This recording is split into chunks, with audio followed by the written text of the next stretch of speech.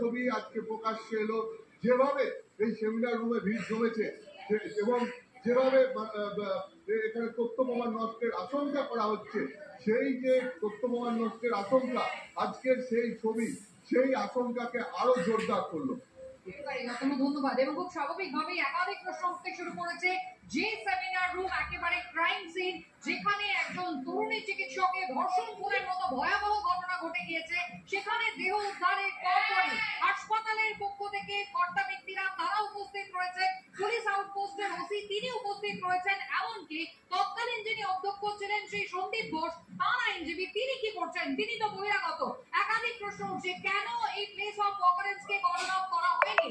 Kolkata high court যেমন এই প্রশ্ন তুলেছিল, তার পাশাপাশি সুপ্রিম কোর্টও কিন্তু সেই একই প্রশ্ন উঠেছে। সন্দীপ সরকার আমাদের প্রতিনিধি সরাসরি রয়েছেন আমাদের সঙ্গে।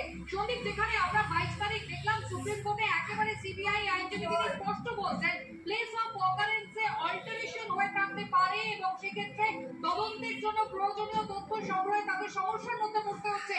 তারই মধ্যে 18 দিন পর এবার সেমিনার রুমের যে ভিডিওটা ভাইরাল হচ্ছে সেটা অত্যন্ত মারাত্মক এবং এখানে একাধিক মানুষকে দেখা যাচ্ছে রীতিমতো জমায়েত বলা যায়। একেবারে তাই।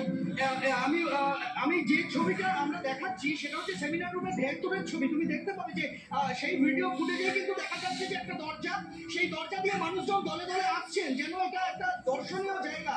দলে দলে মানুষ আসছেন, দেখছেন, বেরিয়ে যাচ্ছেন, থাকছেন, জল্পনা করছেন, গল্পগুজব করছেন এবং তারপরে আবার তারা বেরিয়ে যাচ্ছেন, আরেক দল মানুষ ঢুকছে। এইটা পর্যায়ক্রমে চলছে, বেশিক্ষণের ভিডিও নয়, 49 সেকেন্ড বা 50 সেকেন্ডের একটা ভিডিও।